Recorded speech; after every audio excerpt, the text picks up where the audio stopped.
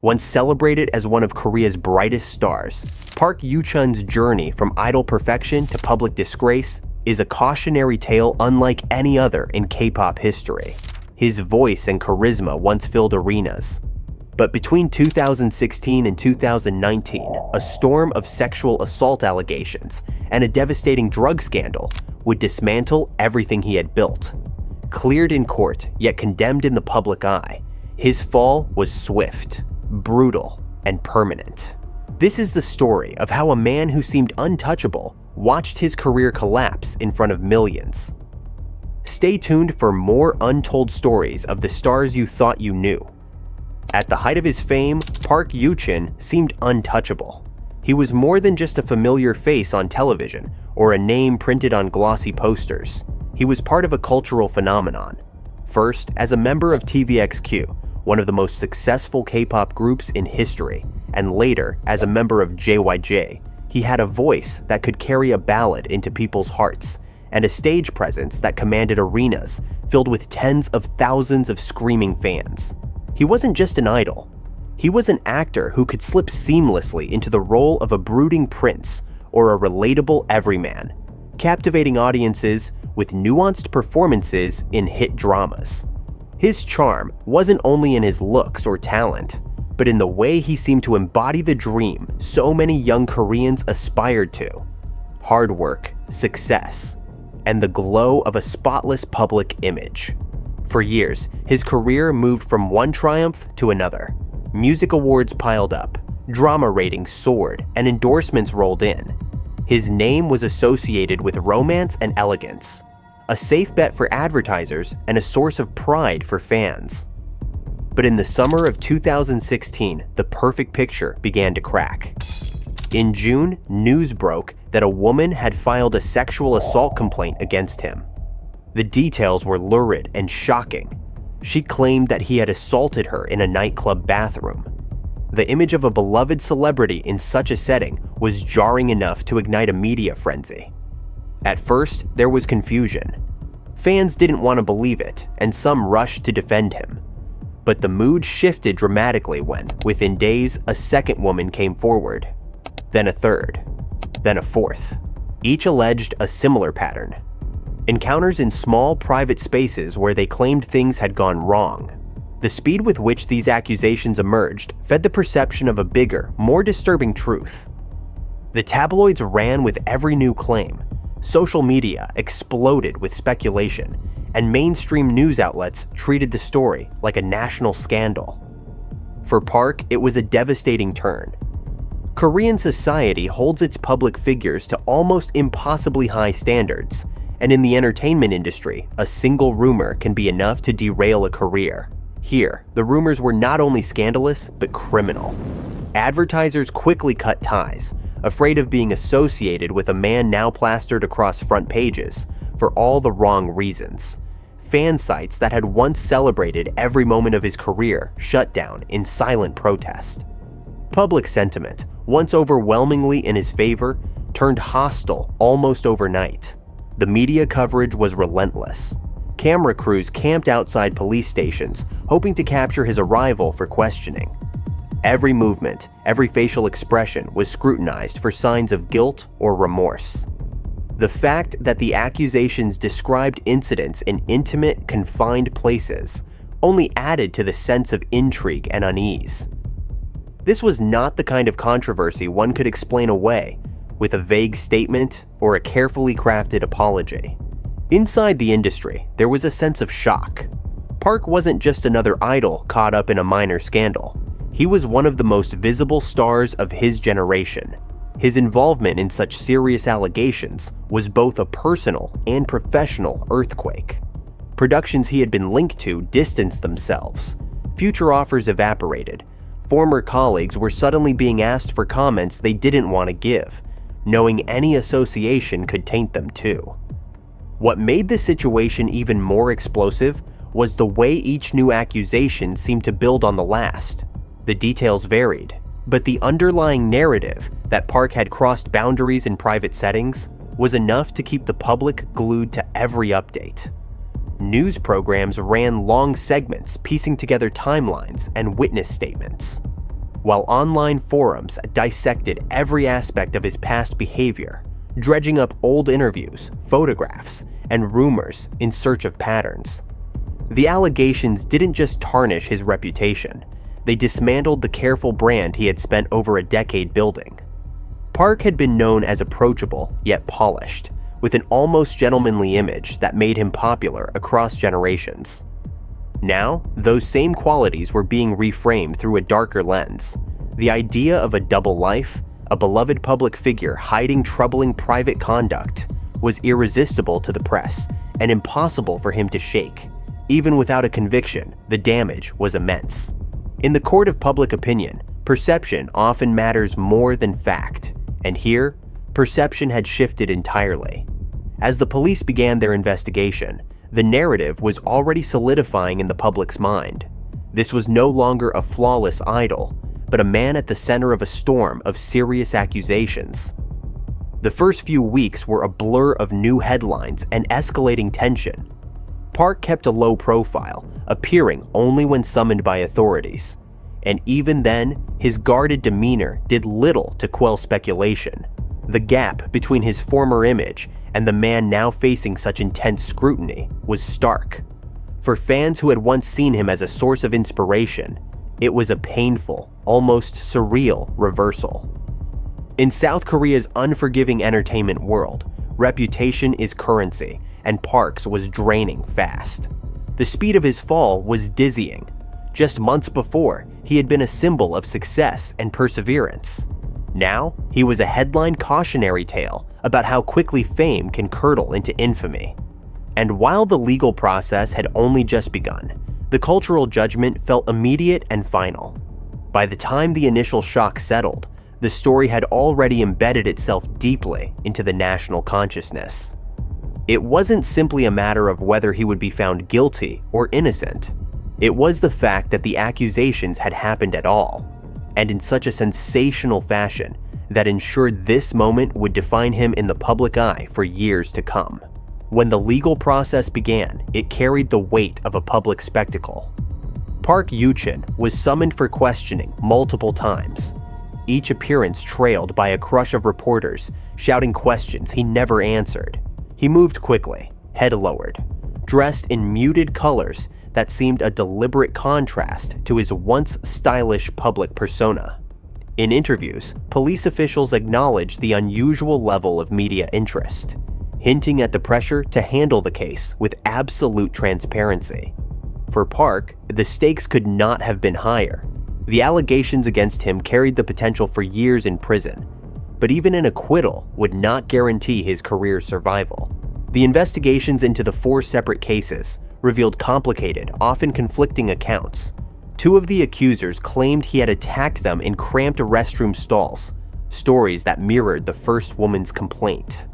Another claimed the encounter had taken place in a similar setting, but involved elements she admitted might be seen as consensual. The 4th allegation came from a woman who said the incident had occurred months earlier, but that she had hesitated to come forward. In the public eye, the repetition of details gave the impression of a pattern, a dangerous perception in any criminal case.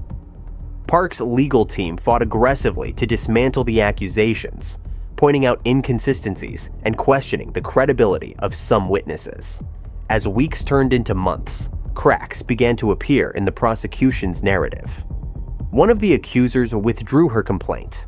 Another was found to have been involved in a scheme to blackmail him, a revelation that shifted part of the public conversation. Slowly, the tide in the courtroom began to move in his favor, though outside those walls, public opinion was slower to change. The police eventually recommended that prosecutors drop the charges, citing insufficient evidence to prove non-consensual encounters beyond a reasonable doubt. By the time the cases collapsed, 2 of the women faced charges themselves for false accusations and attempted extortion. In the eyes of the law, Park was cleared, yet the legal victory came without the redemption he might have once hoped for. The months of salacious headlines had already rewritten his public identity. When he finally addressed the public, it was not with a triumphant declaration of innocence, but with a subdued statement. He apologized for the distress caused to fans, colleagues, and the entertainment industry. He did not apologize for any crime because the court had found none. But his words reflected the reality that the damage was irreversible. The public's trust, once lost, is rarely regained, especially in South Korea's unforgiving entertainment culture. By the end of 2017, Park attempted a quiet return to the spotlight. There were whispers about new projects, talk of possible fan meetings, and tentative industry feelers about whether audiences might accept him again. But the reception was cold. Every announcement was met with a chorus of online backlash. Social media comment sections filled with scorn, and organized petitions called for broadcasters and sponsors to reject him entirely. In an industry where reputation is currency, Park's account was still empty. The stigma lingered not just because of the allegations themselves, but because of the way they had unfolded. For months, his name had been synonymous with scandal, his face plastered alongside headlines that spoke of bathrooms, nightclubs, and whispered encounters gone wrong. Even without convictions, those images and phrases had burned themselves into the public consciousness. There was also the matter of timing. The scandal had broken while he was still serving his mandatory military duty, meaning that he was not in a position to actively manage public relations or control the narrative. Instead, the story played out without his direct voice for long stretches, leaving the field open for speculation and rumor. In the fast-moving Korean media cycle, silence often reads as guilt, and Park's limited appearances did little to counter that perception. Inside the entertainment world, producers, advertisers, and network executives weighed the risks of associating with him. In South Korea, a celebrity linked to a major scandal often faces a de facto blacklist. Not an official decree, but an unspoken understanding that no one wants to be the first to invite controversy back into their business. Even projects that had quietly considered casting him backed away when public sentiment proved immovable. Park retreated further from the limelight, focusing on personal matters and staying largely out of the press. His once frequent fan interactions became rare. Occasionally, a photo of him would surface online, showing him at an airport or a cafe, looking noticeably more withdrawn than the vibrant entertainer people remembered. These sightings sparked brief flurries of discussion, but quickly faded, overshadowed by the lingering stigma of his past. Throughout 2018, any rumor of a comeback was met with skepticism. Korean audiences are known for their intense loyalty to stars they love, but also for their equally intense rejection of those they believe have fallen short of the values they hold dear. In Park's case, the court's decisions had not erased the memory of the accusations. To many, his name had become shorthand for scandal, whether deserved or not. There were moments when it seemed he might test the waters, exploring music releases or acting offers outside the mainstream.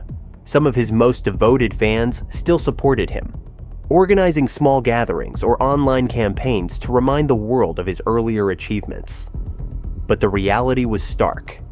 Without the support of major networks, production houses, or brand partners, the scale of any potential return was limited. For Park, this period was one of limbo. The legal battles were over, but the court of public opinion remained firmly against him.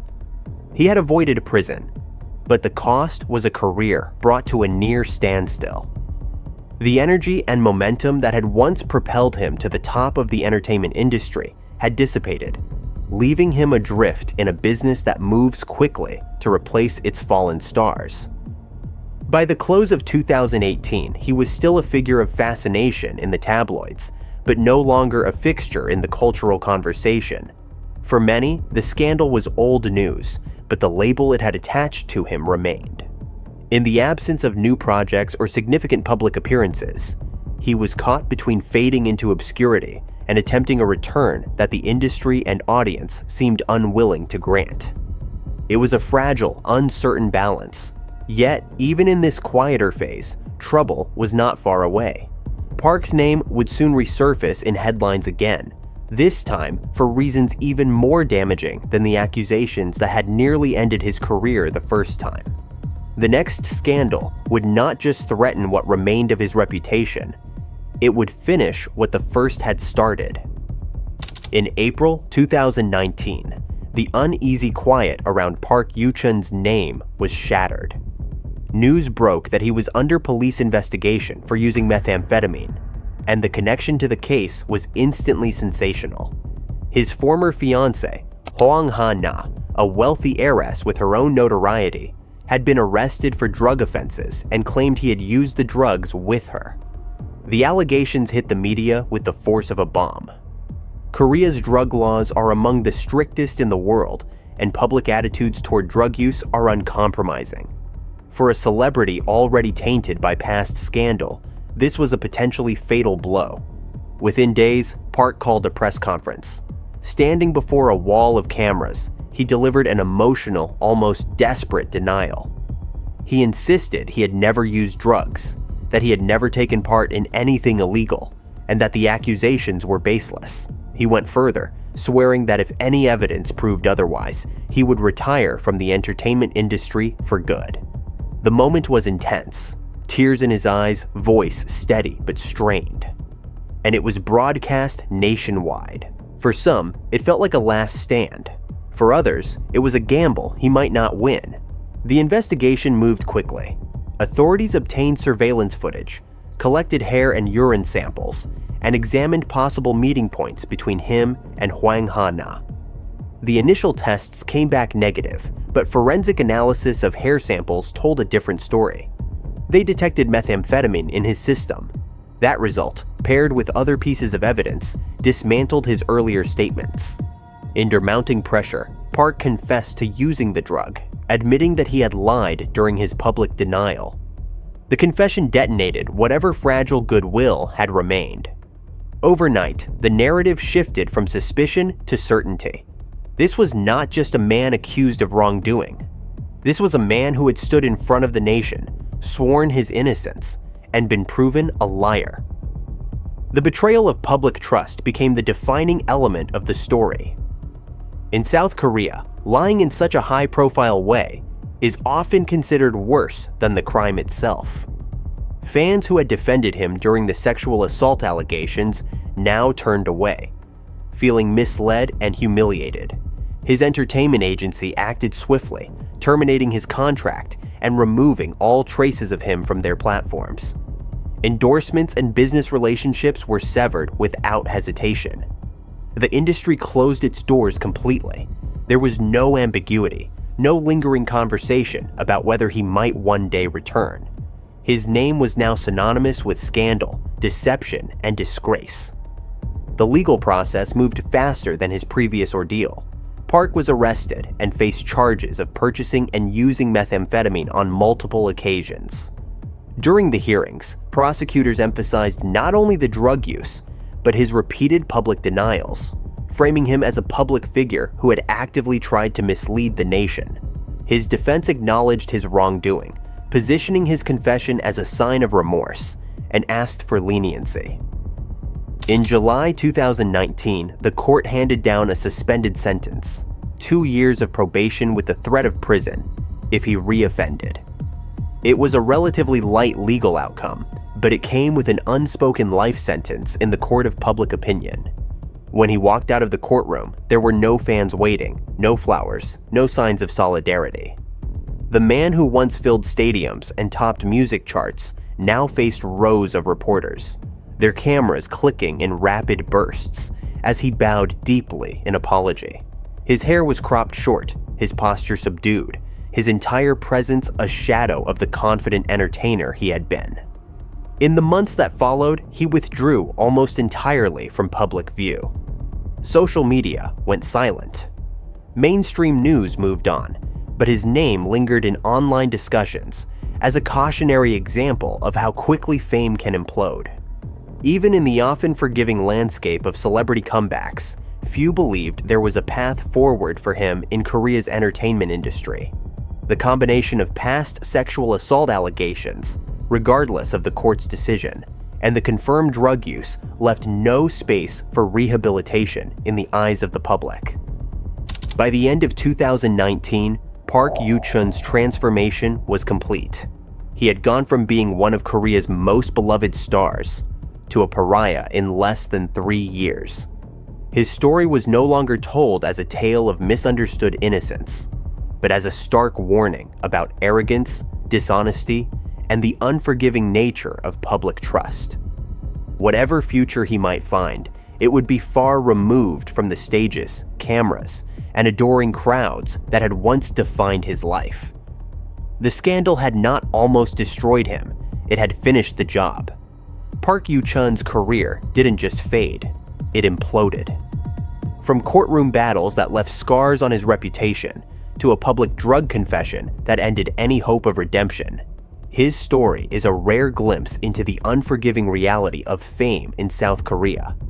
Once a symbol of talent and success, he became a cautionary example of how trust, once broken, can never be fully restored. His name remains a reminder of how quickly the tide can turn and how final the fall can be.